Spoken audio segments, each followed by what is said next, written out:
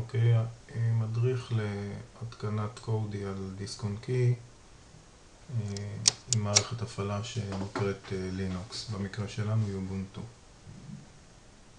אז דבר ראשון, אחרי שהכנתי לעצמי יובונטו על דיסק און קי, שאת זה צירפתי מדריך אחר, אנחנו פותחים את הדפדפן והולכים לאתר של OpenELEC ומורידים את האימג' הזה, 64 ביט של OpenELEC.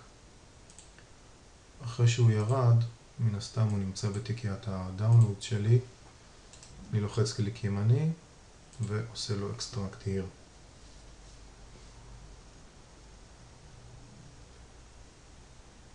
מה שמתקבל פה זה קובץ שנקרא OpenELEC, לא משנה משהו, נקודה image.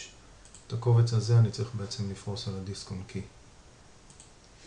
איך אני עושה את זה? אני פותח טרמינל, אפשר גם לחפש פה למעלה, לרשום את המילה טרמינל, וגם אם אני אלחץ על המקשים Ctrl-Alt-T, ייפתח לי טרמינל.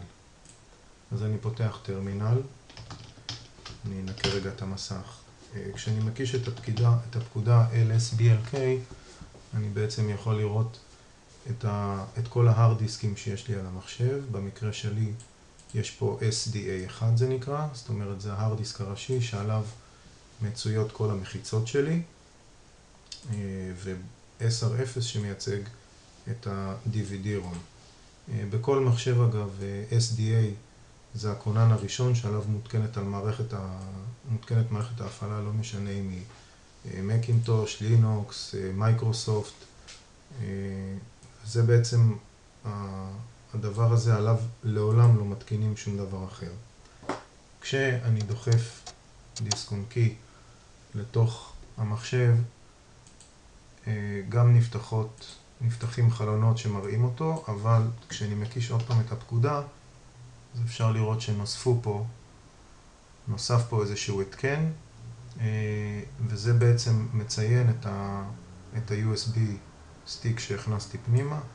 אפשר לראות אגב size, אוקיי? אפשר לראות למשל ש-SDA הוא 931 ג'יגה, לעומת SDB שהוא 14 ג'יגה. זאת אומרת, ברור לי שהדבר הזה הוא הכונן הראשי שלי ועליו אני לא יכול להתקין כלום, ולכן, מכיוון שאני יודע את גודל ה-USB, אני אתקין על הדבר הזה שנקרא SDB. השלב הבא זה בעצם לכתוב פקודה שנקראת DD.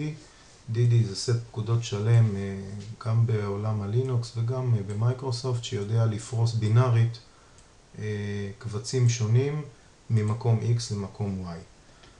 אז דבר ראשון, כדי לעשות את זה אני צריך להיות root, או המקבילה שלו בעולם המייקרוסופט אדמין, זאת אומרת עם הרשאות גבוהות. כרגע אתם רואים שאני יוזר. איך אני אהפוך לרוט? במקרה שלכם, אם אתם משתמשים ביובונטו מהסטיק הזה שהכנתם, אז תרשמו רק סודו. אצלי, מכיוון שזו מערכת ממש מותקנת, אני רושם פקודה, מקיש את הסיסמה שלי. סליחה.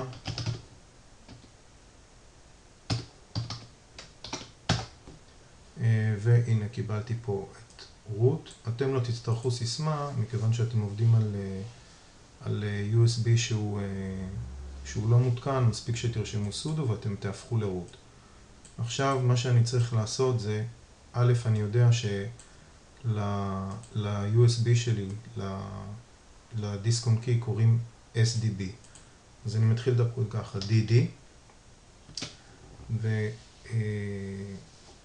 אני רושם לו IF, שזה input file שווה. תיקיית הדאונלודס ביובונטו תמיד נמצאת בנתיב הבא. The home, user, downloads. שימו לב, בלינוקס יש משמעות לאותיות קטנות וגדולות. לינוקס הוא case sensitive ולכן D גדולה. אם אני אלחץ פעמיים טאב, אני אראה את הקובץ שיש כרגע בתוך התיקייה. מדובר בקובץ אחד, אז זה ממש לא בעיה. עד כאן זה input file, זאת אומרת, קח את הקובץ הזה, ועכשיו אני נותן לו destination, זאת אומרת, לאן אני רוצה לשים אותו, אני ארשום לו OF שזה קיצור של output file שווה /dev, dev זה קיצור של device, זאת אומרת זה התחילית של כל התקן שמחובר למחשב שלי, לא משנה אם הוא התקן זמני או התקן תמידי, וכבר מקודם ראיתי שה-USB שלי קוראים לו SDB, אז אני אגיד לו SDB ופשוט אלחץ Enter ואחכה. אתם רואים שהסמן פה מהבהב, אני פשוט אחכה עד שזה יסיים ואני אראה שוב פעם את השורה root at user, את inspire on one וכו' וכו', מחכה לפקודה הבאה.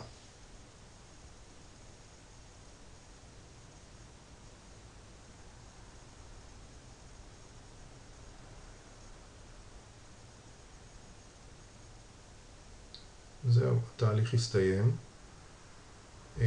הפקודה הבאה שלי תהיה sync, רק בשביל לעשות סינכרון של כל הנתונים שנכתבו.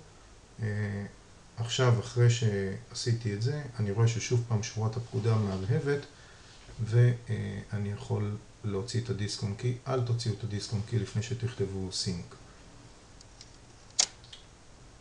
אפשר לסגור את הטרמינל, ואפשר לראות שעכשיו שאני אדחוף עוד פעם את הדיסק און קי, אתם רואים, יש לי את שתי המחיצות של OpenELEC. פה נמצא כל הסיסטם, קרנל וכל הסקריפטים של איתחול, ובעצם עכשיו יש לי OpenELEC מותקן על דיסק און קי דרך מערכת ההפעלה לינוקס. כדי להתחיל את המערכת אני צריך לכבות את המחשב, לתקוע את הדיסק און קי לאחד מהסלוטים של ה-USB וללחוץ על כפתור של boot menu. אם זה דל זה F12, אם זה HP זה F9, ב-ASUS לוחצים על Escape, בכל מחשב והכפתור שלו. תכף נראה את ההמשך.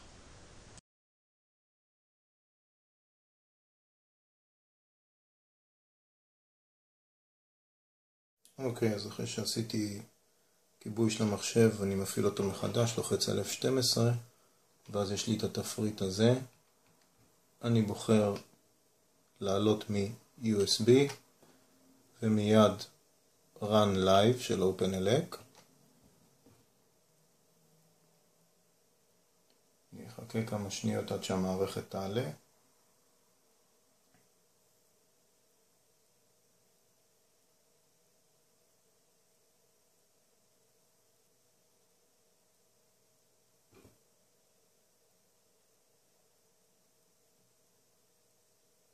זהו, קודי על דיסק און קי, מכאן כל אחד יודע להמשיך לבד.